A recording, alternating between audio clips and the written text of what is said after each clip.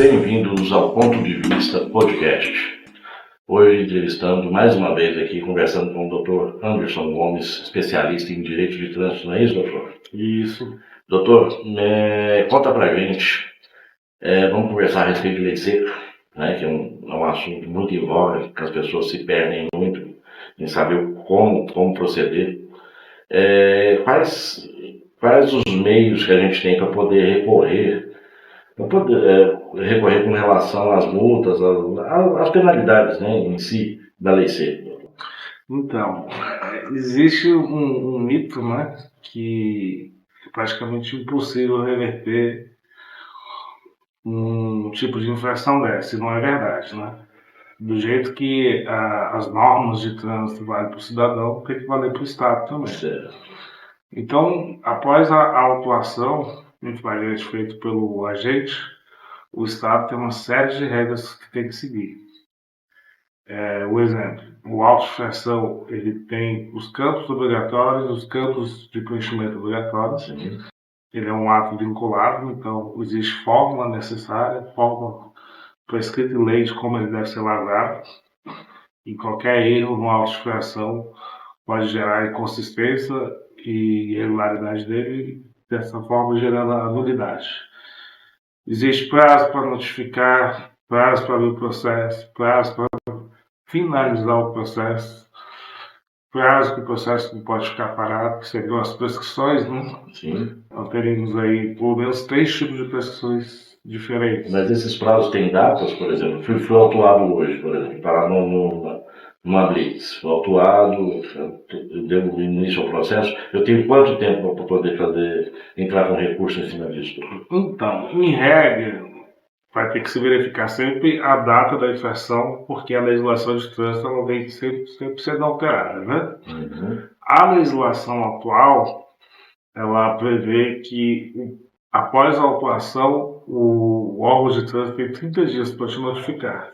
Em regra, as notificações eram feitas no momento da abordagem, com a entrega do auto de infração e o recolhimento da assinatura do condutor, o que não é mais feito hoje em dia. Também o que não é mais feito é o recolhimento da CNH. Então, a partir do momento que a gente deixa de colher a assinatura do condutor e não lhe entrega o auto de infração, começa a contar o prazo prescricional de 30 dias para o Detran ter que enviar a primeira notificação, que seria a notificação da autuação. Certo? Se dentro de 30 dias ele não enviar essa notificação, seja pelo correio, seja pelo CNH digital, ou seja pelo sistema de notificação eletrônica, o SNE, prescreve o direito de punir do Estado. Ele não pode mais punir aquele cidadão porque ele foi ineficiente em fazer a parte dele, que era, no mínimo, notificado. Entendi. Mas, por exemplo, vamos lá. O senhor já vou te dizer, por exemplo, que eles não apreendem mais a limitação, né? Uhum. Eu posso continuar dirigindo? Então, isso é até engraçado, porque já teve condutor que me procurou para fazer a defesa, e as penalidades da lei seca, a lei da multa tem custo de reciclagem, 1 ano de suspensão do direito de dirigir, que deve ser realizado se não houver defesa ou se houver defesa e as mesmas forem todas deferidas. E há cidadão que entende que o fato de a CNH dele não ter sido recolhido no momento da abordagem, ele não vai ter CNH suspenso. E o que não é verdade, né? É só basta o cidadão ir ao site do Planalto, que é o que eles recomendam usar, que é o mais atualizado, né? Da Presidência da República, e verificar o artigo que ele está sendo autuado. E lá vai dizer todas as infrações que tem, todas as penalidades administrativas. Né? No caso, por exemplo, o mesmo se eu tivesse feito o bafômetro, eu posso recorrer? Pode recorrer. O ideal não que a gente esteja aqui incentivando o uso de bebida alcoólica, Claro. Né, mediante a condução de veículo. Isso não deve ser feito de forma alguma. Uma vez feito e uma vez abordado, o que você pode fazer é verificar se há erro também por parte do Estado. As penalidades existem para o cidadão, E a penalidade para o Estado, quando ele erra, ou ele cerceia o direito de defesa do cidadão, não notifica, perde prazo, uma série de fatores que ele tem que seguir, a penalidade para o Estado é exatamente a perda do direito de punir, ou de cobrar o valor pecuniário, ou às vezes, que acontece muito também, perde-se o direito de suspender o direito o Estado também costuma perder o direito de suspender o direito de dirigir do condutor, porque não consegue jogar o prazo, não, não consegue jogar os recursos administrativos dentro do prazo. Entendi. Por exemplo, uma outra questão é o que acontece, por exemplo, se o recurso for negado? Há alguma outra opção?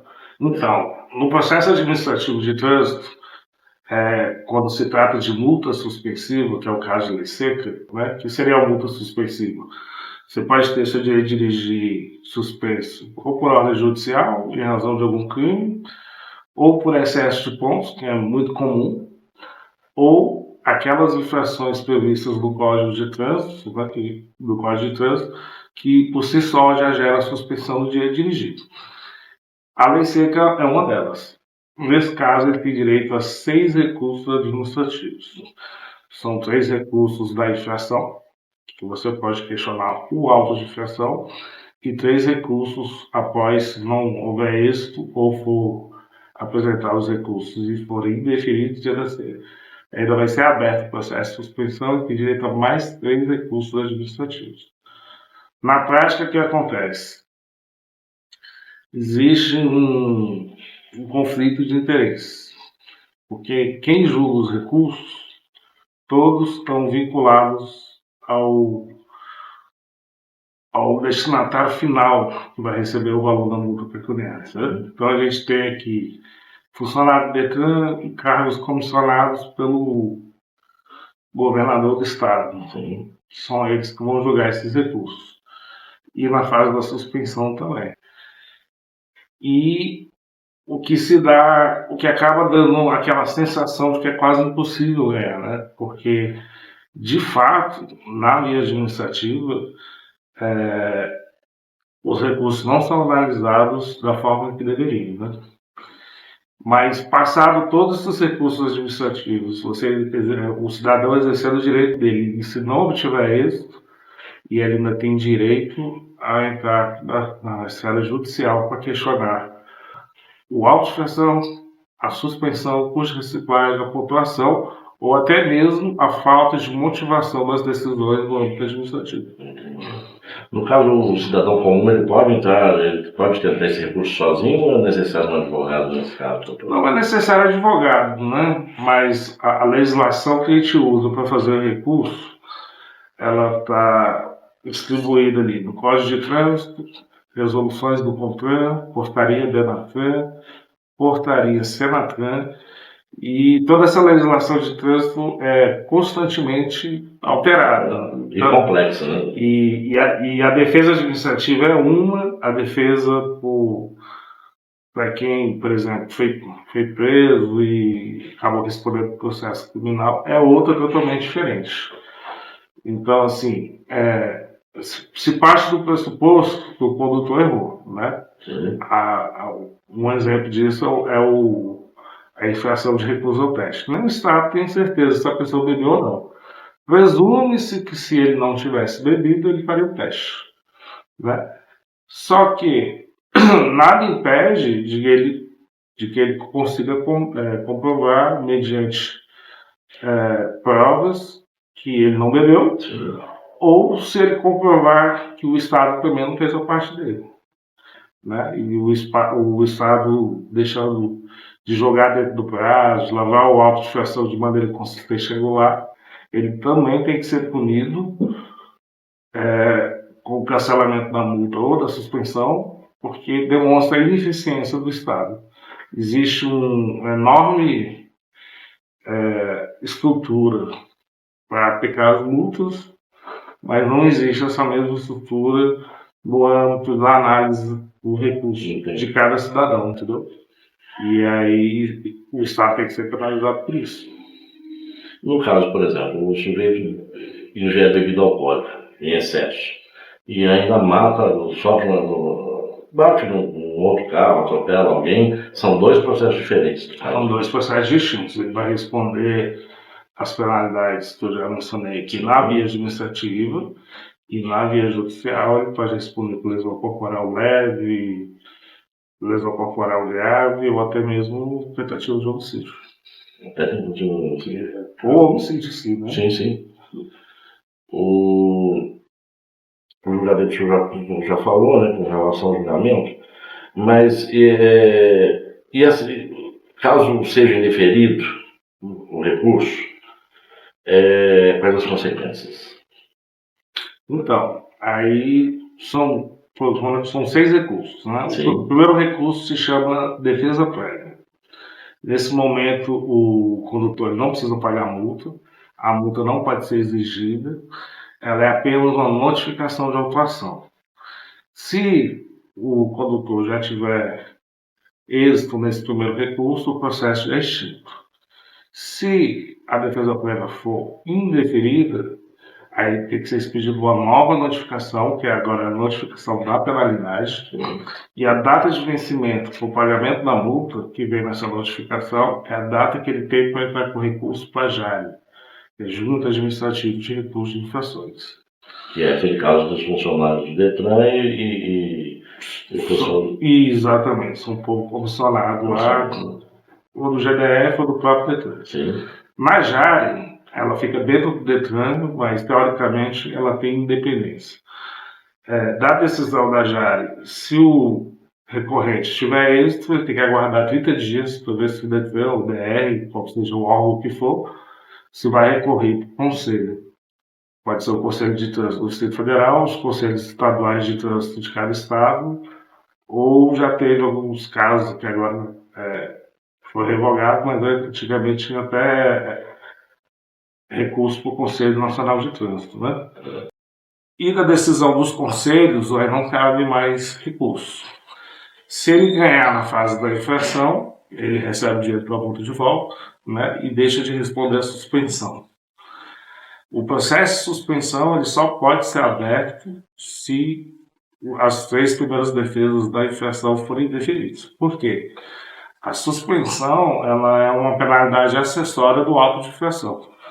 Então, se o auto de infração é cancelado, não tem como abrir o processo de suspensão, porque ela só subsiste enquanto o auto de infração tiver validade do mundo jurídico. Aí, se caso esses 3 primeiros recursos forem deferidos, é aberto um processo de suspensão, que nessa fase ele vai ter mais 3 recursos, e a tese mais utilizada para derrubar a penalidade de suspensão seria a prescrição. Tem a prescrição punitiva, quando eles perdem o prazo de 5 anos de julgamento. Tem a prescrição intercorrente, né? Que são 3 anos quando o processo fica paralisado. E uma mais difícil de acontecer, mas de vez em quando acontece, que é a prescrição executória.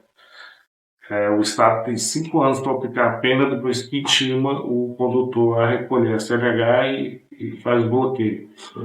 Se depois disso, depois de intimado o condutor para cumprir a pena, se passar o prazo de 5 anos, aí também prescreve, o Estado também não pode mais fazer o cidadão. Eu perguntei um tempo atrás do senhor, por exemplo, que é um caso meu, né, eu fui pego na lei seca, por causa de uma latinha, não fiz o exame, né, eu não fiz o bafômetro, e logo em seguida, esse carro era de uma namorada, inclusive, ela precisou vender o carro. E como a multa estava vinculada ao carro, foi preciso pagar a multa. Né? Eu já tinha dado um processo, um recurso, né? Só que eu paguei a multa e foi extinto. Isso é normal, doutor? Então, muita gente faz confusão em relação a isso, porque a multa é apenas uma das penalidades. Né? Quando você paga a multa, você se livra da multa, você cumpriu aquela obrigação do valor pecuniário em si. Sim. Aí ainda subsiste a pontuação, cuja reciclagem é um ano de suspensão. O Estado ainda tem 5 anos da data da infração ou da data do julgamento da JARI. Ele tem 5 anos ainda para abrir o seu processo de suspensão. Então, Já venceu 5 anos. então se passar desse prazo, aí realmente ocorre a prescrição e o próprio Detran aqui de Brasília, o Detran DF, acabou reconhecendo na justiça e no âmbito administrativo vários processos prescritos e ele mandou anular até de ofício. A gente não aconteceu aqui, aconteceu no Nordeste, estava no Nordeste na época. E eu achei estranho isso, porque realmente foi pagar muito dele. Fui atrás para ver o que estava. Se passou 5 anos na data do pagamento e não houve recurso, né? Você tem que prestar atenção. Porque quando a pessoa recorre, os 5 anos começam a contar da data da data que acaba o recurso, né? O trânsito julgado do processo administrativo de trânsito. Agora tem que prestar atenção também que esses prazos vão diminuir, né? A partir de janeiro do ano que vem agora, o primeiro recurso que o Detran, os órgãos de trânsito teriam para julgar, que seria de 3 anos, vai cair para 360 dias, né? E o recurso da JARE e dos conselhos, o prazo prescricional vai cair para 2 anos também, em vez de 3. Então, a tendência que eu gostaria muito de falar que eles vão qualificar e aumentar o número de pessoal para julgar, mas pela minha experiência na área de trânsito, que o que vai acabar acontecendo é que eles vão começar a enviar modelos de indeferimento sem analisar cada caso de cada cidade. Acabar fazendo as coisas no automático, né? O que pode gerar uma nulidade por falta de motivação do ato administrativo, né? Você não pode oportunizar, você não pode somente falar, você tem direito de defesa, mas eu não analiso sua defesa, então você não está exercendo o seu direito de defesa, né? E nosso direito de defesa nos órgãos de trânsito, ele é meramente formal. Pouquíssimos órgãos de trânsito, e isso é no país inteiro, tá? Pouquíssimos órgãos de trânsito analisam todas as argumentações que são levadas, seja pelo condutor ou pelo advogado do condutor. Em regra, baixa o julgamento de forma genérica, porque não se querem qualificar o âmbito dos recursos, mas, por outro lado, a gente calcular na rua que não fala. Com certeza. Doutor, alguma coisa a mais que o senhor possa acrescentar nessa nossa conversa em relação a como proceder nesse Então, caso? é o que eu falo para cada cidadão. A primeira coisa, hoje em dia, você tem aí outros fatores, como metrô, Uber, táxi. Até dependendo do lugar que você vai viver, às vezes dá para ir a pé, mas o pessoal acha que isso acontece com os outros.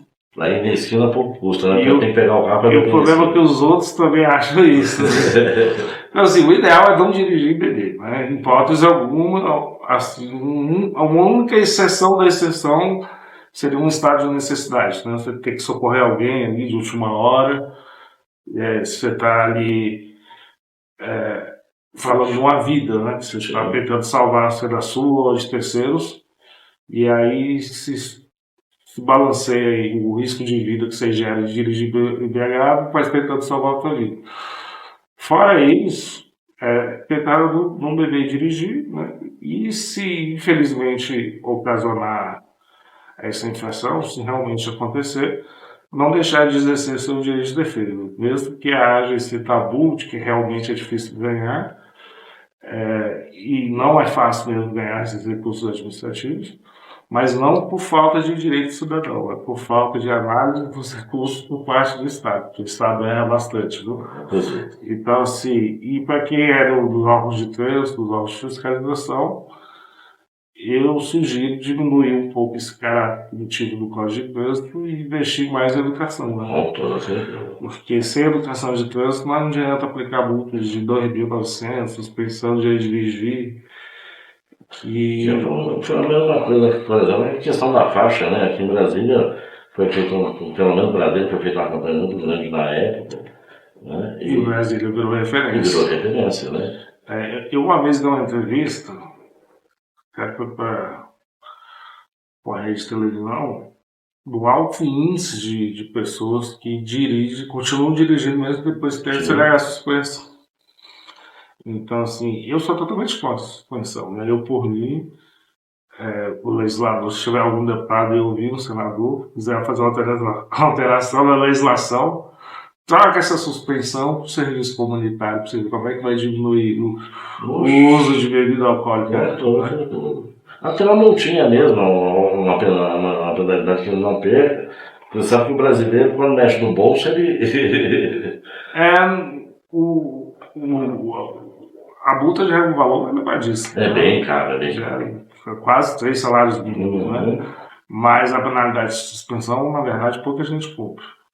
Agora, você pegar essa pessoa, ainda mais que tem alguns condutores que são contumados, né? Sim. Que tem 3, 4, 5 licenças. E aí vai suspender a carteira, caçar a carteira, e coloca ele para trabalhar no hospital de reabilitação com pessoas que sofreram acidente de trânsito, que vai ser muito mais educativo para ele do que botar ele na emergência do hospital de base, do que ficar com a carteira sem poder dirigir em tese, né? Porque eles acabam continuando no volante. Doutor, muito bacana. Essa conversa sempre muito produtiva. Algo mais a acrescentar, doutor? Não, só isso mesmo. Então, muito obrigado pela Obrigado a vocês pela oportunidade. E até a próxima. Até.